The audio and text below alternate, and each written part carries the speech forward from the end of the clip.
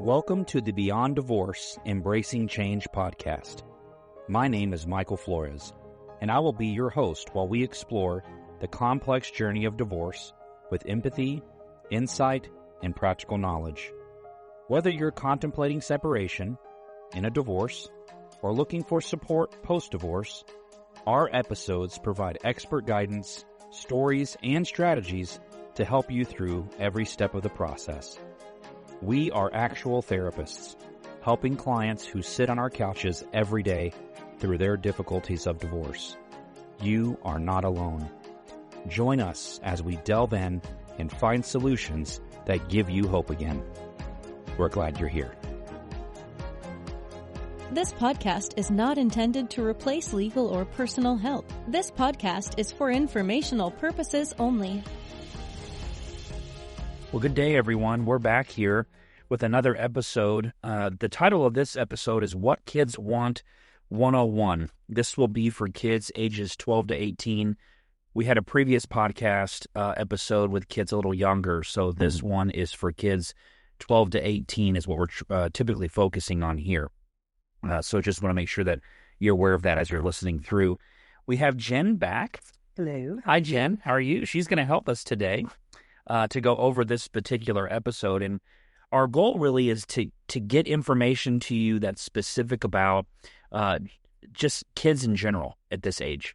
And also to talk about some of the dynamics of, when divorce is happening, how might they navigate those things, knowing what they're already going through at this age. So kind of entwining those two pieces together in some form.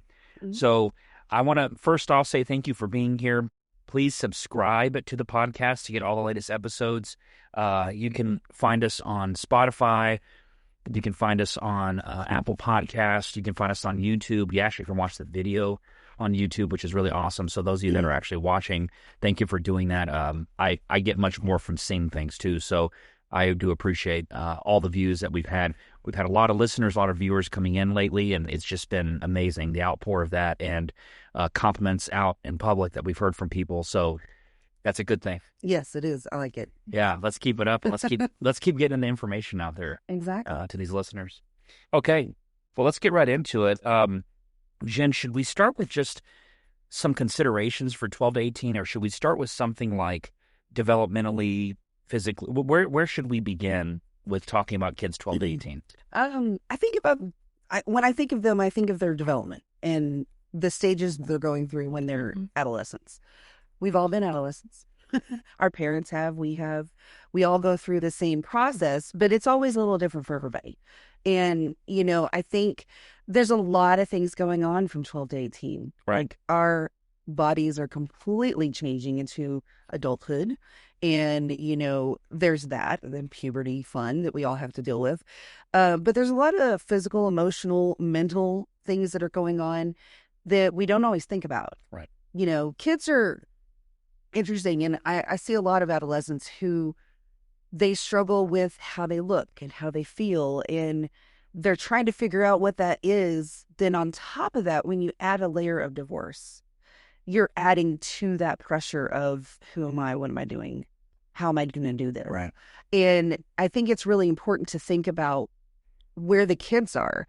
Their brains are going through so much at this time that adding additional stressors is just a lot more than it normally would be for just a regular person. How much is identity built into this age? Oh, it's significant. So it's like understanding themselves okay. Yeah. Understanding what their bodies are doing. I mean, that's the biggest thing. They sleep more. They eat more. Yeah, they definitely eat more. I think that's something that parents worry about. They're like, I've had parents come in and say, I'm worried that all you sleep all day. I'm like, okay. Are they sleeping a lot for a long period of time? They're like, yeah. I'm like, they're probably about to hit a growth spurt. Right. And they need that rest. They need that space to just kind of chill. It's not because they don't want to be around you. It's just because they're changing and they don't know what to do with themselves. And their body's like, hey, let's take a nap. So what it sounds like you're saying is when you see these things, some of that's normal. Yes.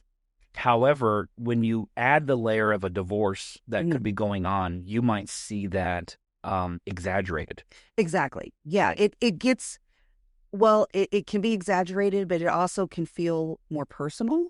Oh, yeah. Like, oh, they don't want to talk to me. They don't want to be around me. And that's not really what it is. That's a typical adolescent, whether you're married, divorced, whatever, the kid's going through that regardless. Right. And so when you add the extra layer of, I only get to see dad every other weekend, or I'm only seeing mom every other weekend, or something like that, you're not getting to see the other parent as often, it can really make a difference, especially if you identify with the other parent more, like dads and sons and moms and daughters. There's that dynamic. That's right. That changes when they're adolescents. One of the things I used to tell parents is for kids to figure out who they are, they have to figure out what they're not. Mm-hmm. And so sometimes parents take it personal because I've seen situations where they're really close to their kid. Yeah. And then as the kid's aging into like a teenage age, they kind of pull away from that parent a little bit. Exactly. And you're right. I think parents take it so personal because, they'll say things like, we used to be so close. Exactly. Yeah, they do. Yeah. It's hard because it's hard not to take it personal. But if you think about child development in the way that we've all developed, it's normal for your kid to kind of pull away from you. Right. It's normal for them. They're creating themselves of who they're going to be as an adult. Yeah, I think the question they're answering is, who am I? Yeah. Or who do I want to be? I mean, that's a big one too. I have, one of an interesting scenario that I've been a part of was a kid is sitting there and they're kind of trying to figure things out, trying to, you can tell there's confusion and conflict, Mm-hmm. they're conflicted with things. And I remember saying this to them, and I learned this in school, and I just remember saying it out loud. They said there's two things that some kids just don't talk about, but they think about all the time. And the two questions that they ask as a teenager is, am I gay or straight? Mm-hmm. And is God real? Yeah. So like sexuality is a big deal. It is. They have those body changes. Mm-hmm. The identity crisis that happens. We have that from it was Erickson's model, or where he was talking about the transitions that we make through the lifespan. Mm-hmm. And that was one of the big ones, was that kids go through this identity, and part of the identity is all wrapped into that stuff. It is. And when I say this, in this particular scenario I was involved in, and I said that, I remember the response was, how did you know? and it's like, I didn't know. We all have experienced this idea. It's interesting. I have one of my kids that I see pretty regularly. Over the summer, Inside Out 2 came out. Mm-hmm. About Mm-hmm. emotions. Mm-hmm. And she's 13 and she's like, how do they know what I feel? Because she said the movie was so expressionist of what she was dealing with at that moment. Yeah. With the difference of all the new emotions that have come in now that you've hit puberty. And it really helped her figure out a little bit more about how to manage those. Right. Feels like you're saying that these kids in this particular age range of 12 to 18 are feeling lots of new feelings or big feelings that they're not sure how to navigate. Yeah. And that's where they struggle. That's where a lot of bullying comes in. Their friends at school, their friend groups change a lot. Right. And you start to see conflict within their groups. You start to see, oh, well, so-and-so doesn't like me anymore because I talked to this guy that she liked, and da-da-da-da-da. That kind of thing. Right. And so there's drama at school. A little bit more than there had been in the past. And for them, they're trying to figure out, how do you navigate that without hurting someone's feelings? And it kind of goes back to the same way with divorce. How do I deal with my feelings without hurting either of my parents? Oh, wow. Because that comes up. They don't want to hurt their parents' feelings. And they don't want to, but they also, it's not that they don't want to be around them, but they don't want to say, I don't want to be around you because it'll hurt their feelings.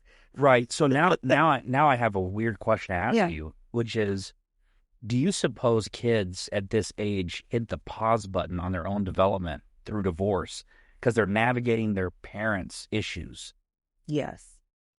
Speak on that. I've had a couple of scenarios where they are stepping in to help parent the younger siblings. Yep. They're stepping in to do more things around the house, help mom out, help dad out, whatever the case may be. Mm-hmm. If one parent gets upset more easily, they are more cautious around that parent as to what they say and how they say it, what they hear about the other parent. Wow. They do. I've had a few kids who are, they're stuck because they get questions from both parents. What are you doing at your dad's house? What are you doing at mom's house? Why don't you have your location on? And all this stuff. And they're stuck in the middle. And so they're trying to navigate how to deal with all of that, but not hurt the other parent. Yeah. This is the age where I see kids most of the time trying to put the stories together. Yeah. So like if their parents divorced earlier when they were younger, Yeah. and they're now, it's almost like they're putting a puzzle together, trying to understand their history. Mm-hmm.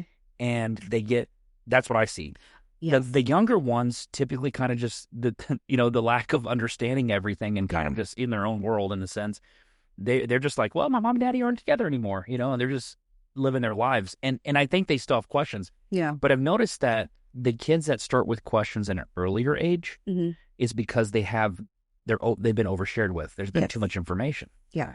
The kids that are a little older in their teenage age that have questions, a lot of it is based on what I already have believed and what I don't know or don't understand, because I'm still trying to understand me. Yeah. But I'm also trying to understand what all this is. Yeah. And so that's why I think those roles we talked about where the avoider comes in. Yeah, exactly. Because the kid naturally is pulling away. Yeah. Right. But they develop an avoidant personality style with their family. Mm-hmm. Right. As a way of going, I'm staying out of this mess. Yeah. And so it's all interconnected. It is. And sometimes that avoidance can look differently. Avoidance isn't necessarily a negative thing. Right. Sometimes it's they throw themselves into all their sports and their school and they have straight A's and they're doing wonderful in that realm, but personally inside they're not. Right. And they're really struggling with that because they're like, well, I do well at all this stuff, but I can't handle I cry every day, and I'm upset all the time. Uh-huh. A lot of it goes down to, I had a kid explain to me, he's like, I just can't be my full self. That hurts. It does. He's holding back on himself because of what's going on in his family. And I think it can shorten or stunt what they're trying to grow through because it's that extra layer. They're having to kind of act like an adult without being an adult. Right. You think there's a fear of being themselves or whatever they think themselves is at this age? I think that's part of it, yeah. I think a lot of times they're scared to be their true selves because they don't think they're going to be accepted by their parents. Wow. Or one parent will accept them and one won't. And then almost like there's got to be a layer of rejection built. There is. Or a lot of times what I have seen recently is more of it's rebellion. It's a good way to put it. Rebellion. Do everything possible that the parent tells you not. Yeah. And that's just, again, is that attention-seeking behavior. Yep. They're wanting the attention to be on them and not on the situation at hand. So maybe we need to answer this in some way for these parents, which is, what do you do? How do you discern the difference between this is normal or typical for a child at this age, 12 to 18, to kind of have this avoidant kind of personality? They're kind of to themselves. They're trying to figure things out. They have lots of questions.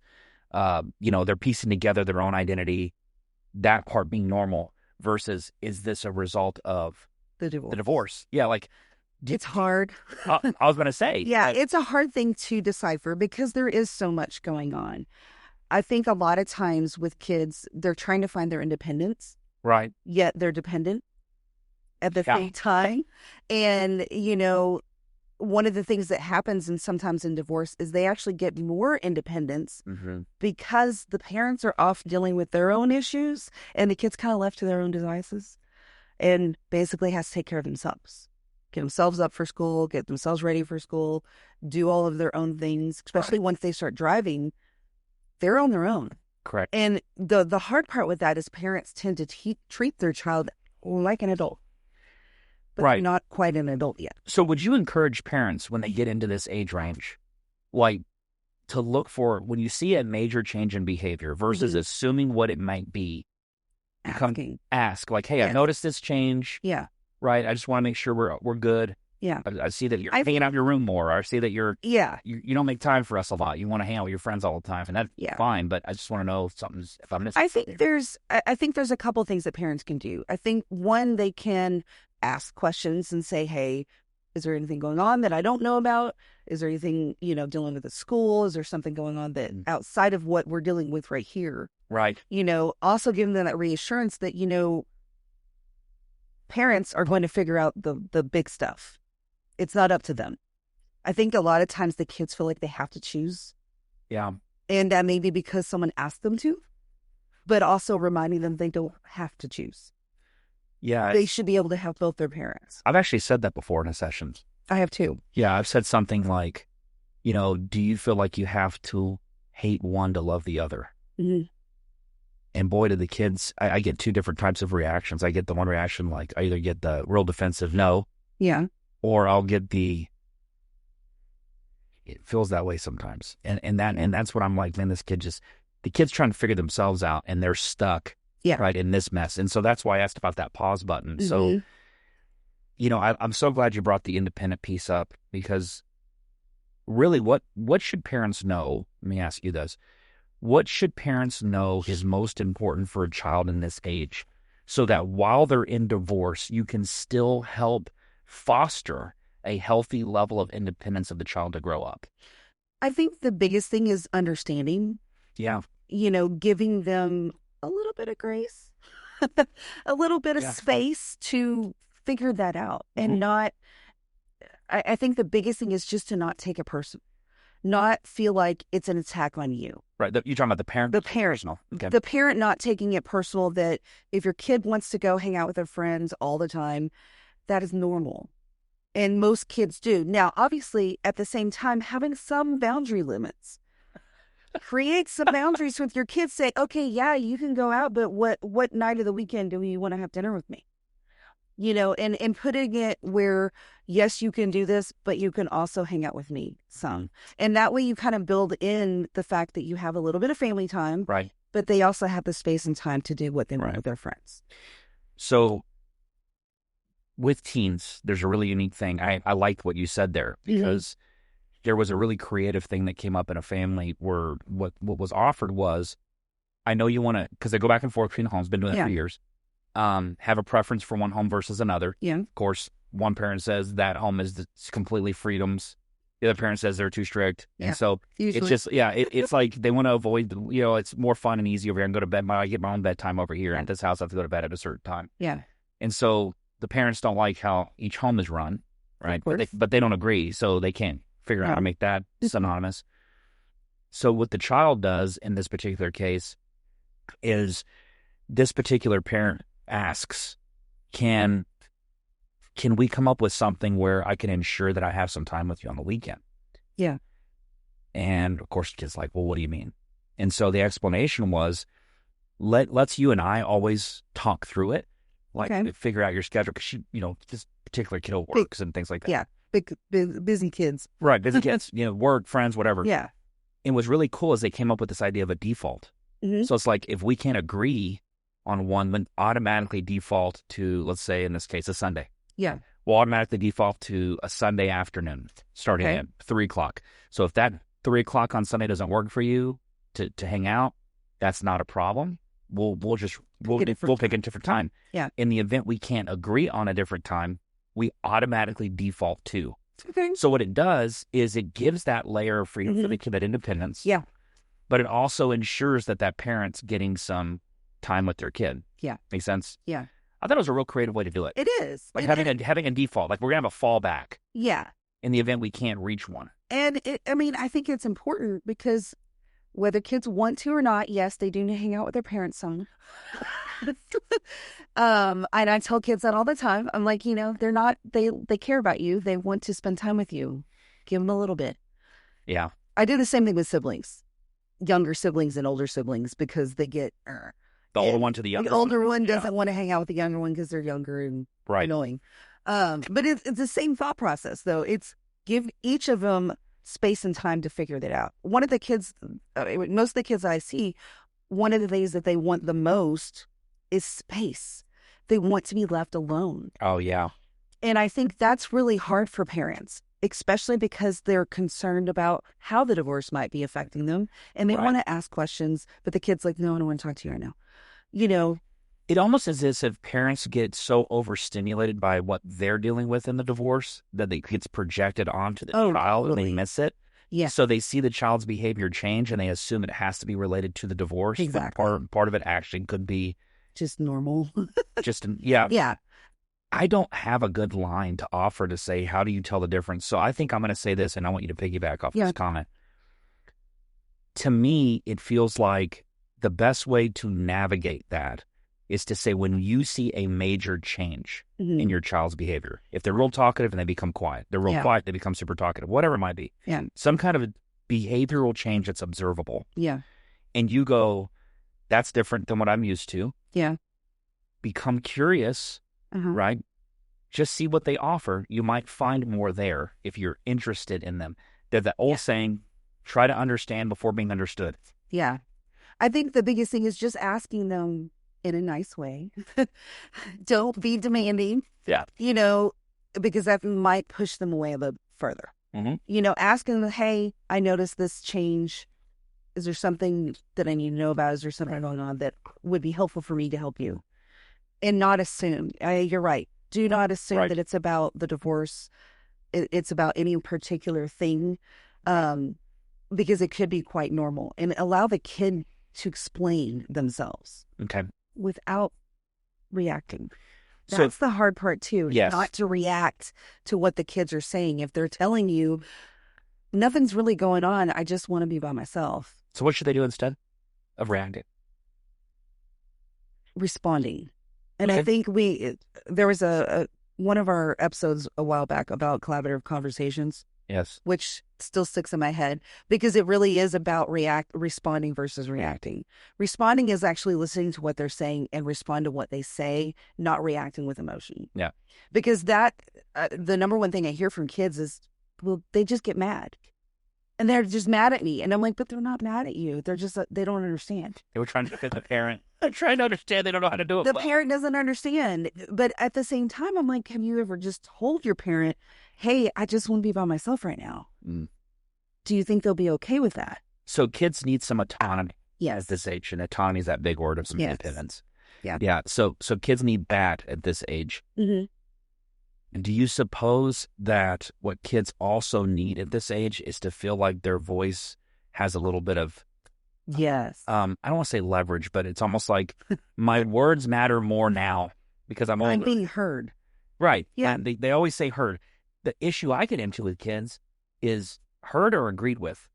Because they seem to say, I'm not being heard if you don't agree with them. Yeah, that's true. So what should we tell parents to do in that situation when the kid's saying, I'm not being heard? In reality, they're not being agreed with. How does a parent navigate that dialogue with a kid at this age? I think it's that the fact of one responding with logic. Okay, I don't agree with you, but that doesn't mean I didn't hear what you said. You know, and I think acknowledging what they're saying, acknowledging their opinion, acknowledging, okay, I like that you have this thought, but this, at this point, we can't do that because of this. And giving them a rational answer versus, no, because I said so. I mean, honestly, kids, they just want to know that you heard them. So I'm going to offer two things, two little conversational skills that I think parents can use. One of them is called mirroring. Which, you know, counselors are trained in this too. And the mirror is repeating the last three things the person says. Right. So in a mirror, a kid might say something like, you know, you never hear me. Ever hear you? Right. And you use a little upward inflection question and you're just repeating the last three things they said. And it causes them to talk more. So they're getting more out. So like if you're like, I can't get out of my kid, well, mirror them. When they offer you something little, just mirror it. Like, this is so frustrating. So frustrating? Yeah, this homework is something I have to do at school. They start giving you more of what's going on. They explain more. So you're going to get more that way. And then what I've learned to help the kid feel like there's some level of empathy built into it, which I think is the hearing you part. My stance is using the feels like, seems like, looks like, you know, it seems like you're frustrated with this. Right? And the kid goes, I am. And all of a sudden it's like, I'm being heard. So those are the two that I know work really well with teens. When I use mirrors with teens, or I use I guess it's called forced empathy, but I call it the 5 sense language. When I use 5 sense language, like it feels like, it seems like, what's like, the response I get from kids is they look at me like, wow, you hear me? Then this guy's cool. My favorite cases Or when the kids come here, the parents bring it. I've never had a teen go, I can't wait to see Mr. Flores. Right? Now, that happens after we had some sessions. They want to come back. That's my favorite when they walk in pissed off. They don't want to be there. I got arms crossed. Mm-hmm. I've done this. I've been told flat out, I don't want to be here.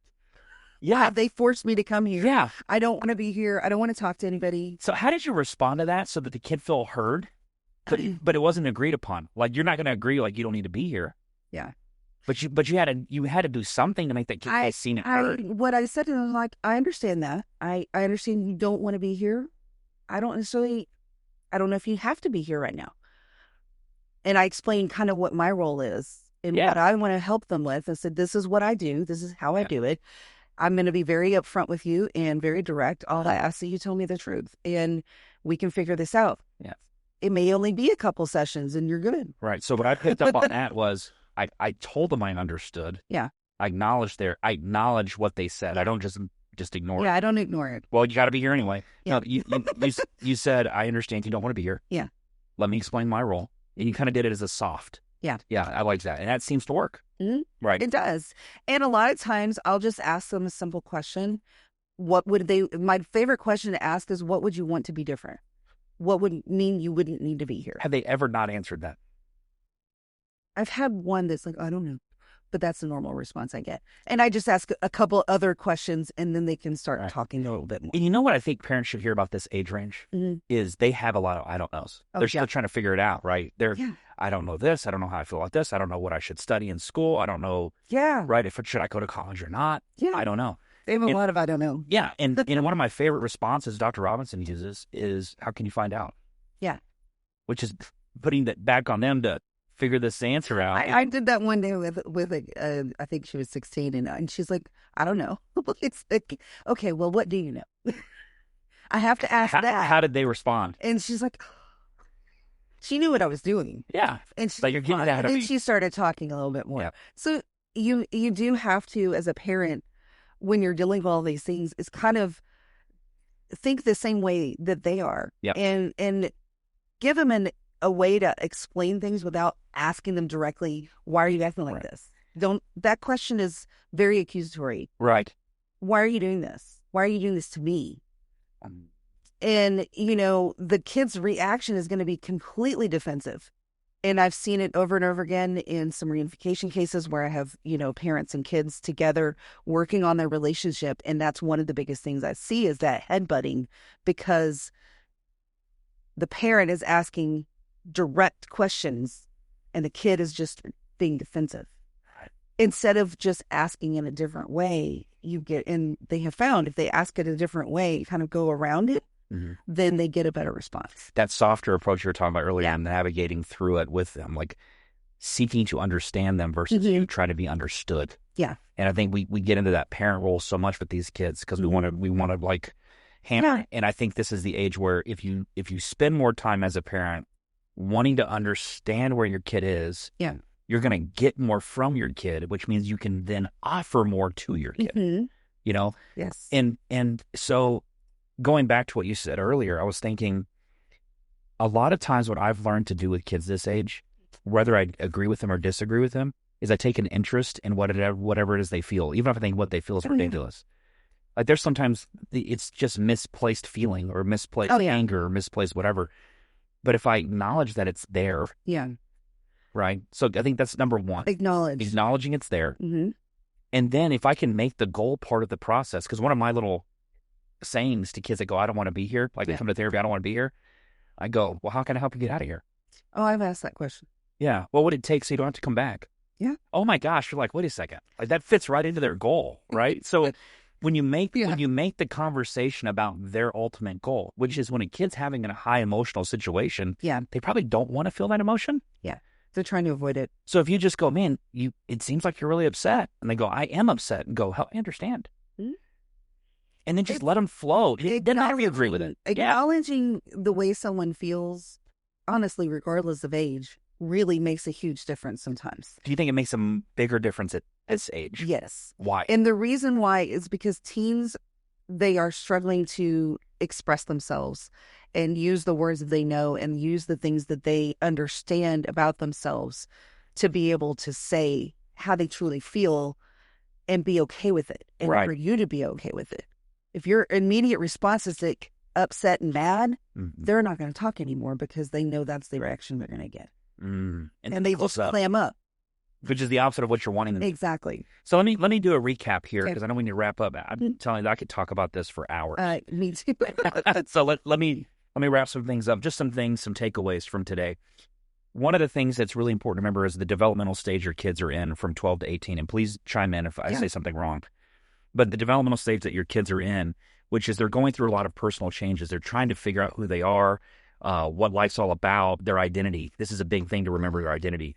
When you put divorce on top of that, it just exaggerates the situation. So it doesn't look as normal, it looks abnormal. But a lot of us will put the divorce on and say that's why, when it may not be just that. Okay, so there's layers to that. So just remember the developmental stages, number one. Number two, at this age, kids are naturally detaching and developing independence. And the way to find who they are, they have to figure out who they're not. Yeah. Right? So they have to pull away so they can come back. It's almost like a rubber band, right? Yeah. So back and forth. The other thing is that kids really want and need space and time. Like that is a way that they really start to try to understand themselves, as they use space, time, friendships, avoidance in some ways. And avoidance isn't always a bad thing, as you said earlier. So those are really important. So as a parent, one of the things we hope you'll remember is try to understand where your kiddo is. Kids really want a voice at this age, and I hear that all the time. They just have to have a voice. That doesn't mean that what they say you agree with. In matter of fact, you probably will disagree more with them than you will agree with them at this age because of the logical place that they're in. However, that doesn't mean that we don't take the time to make sure that they sense that we're wanting to understand them. Yes. Okay, so I think that's the big takeaway there. Acknowledge. Okay, want to say it one more time? Acknowledge. Okay, acknowledge. There you go. Well, thank you so much for being here, everyone. This was a great talk. Yeah. I enjoy it. And I'm going to ask that you follow us on Instagram. That's at Brighter Possibilities FC. Facebook is Brighter Possibilities Family Counseling. That's where you can find us. You're always welcome to go to our website at brighterpossibilitiesfc.com. If you click on the classes tab, you'll find the step parenting course that we offer, and you'll also find our classes, most updated classes, or courses, podcast courses and classes that are there as well. So we look forward to having you and continue to join us. Thank you so much, everyone, and keep moving forward.